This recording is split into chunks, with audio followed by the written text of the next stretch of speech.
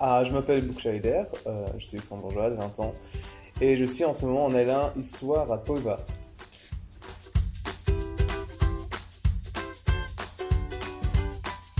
Donc j'ai fait en fait un équivalent de bac S en fait, au Luxembourg.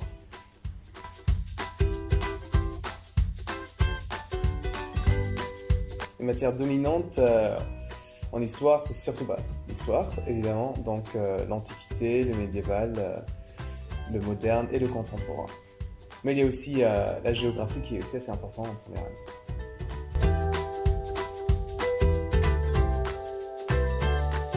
Et, il y a donc au premier semestre, on a un tronc commun, un CM, donc avec antiquité et médiévale, et un autre CM avec géographie, CM moderne et CM contemporain.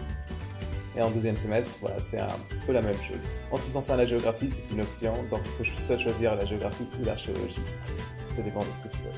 Et ensuite, il y a des TD, TD histoire, antiquité, moderne, contemporain et médiéval, pour plus de méthodologie.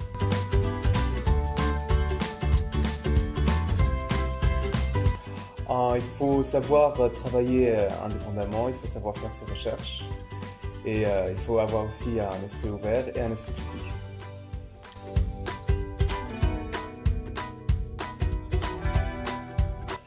Elle est assez importante comme la charge, comme en fait, les heures de cours en soi est assez petit. Donc il faut beaucoup rechercher soi-même pour faire des commentaires, des dissertations, avoir les informations nécessaires pour rédiger un bon récit.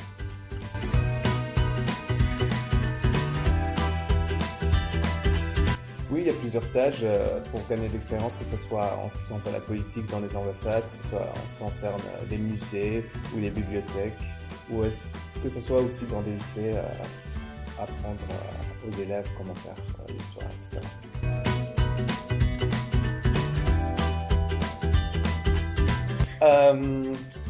Eh bien, donc c'est plus ou moins 18 heures avec donc, les options que tu choisis et les heures d'histoire, c'est plus ou moins donc, 18 heures par semaine.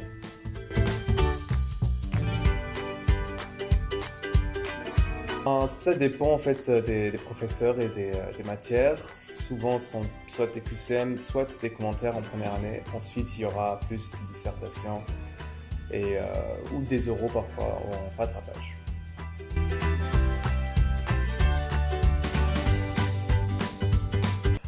Il y a une grande panoplie de plusieurs cultures, de culture générale, je dirais. L'histoire aide à savoir non seulement l'histoire en soi, mais aussi à comprendre la politique, la société et même l'art. Donc ça aide beaucoup aussi. Et ensuite, comme on a un peu d'heures, on a le choix aussi en ce qui concerne pour plus d'options. Donc moi j'ai pris la géographie et l'espagnol, donc on peut aussi apprendre plusieurs langues grâce à cela, ou bien faire plus de sport. On a une grande liberté, quoi.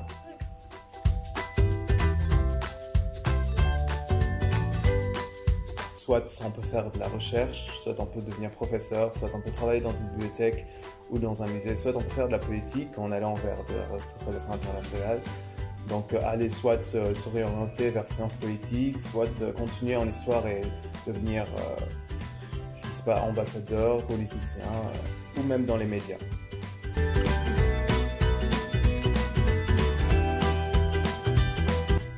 Oui, j'aimerais bien faire de la diplomatie.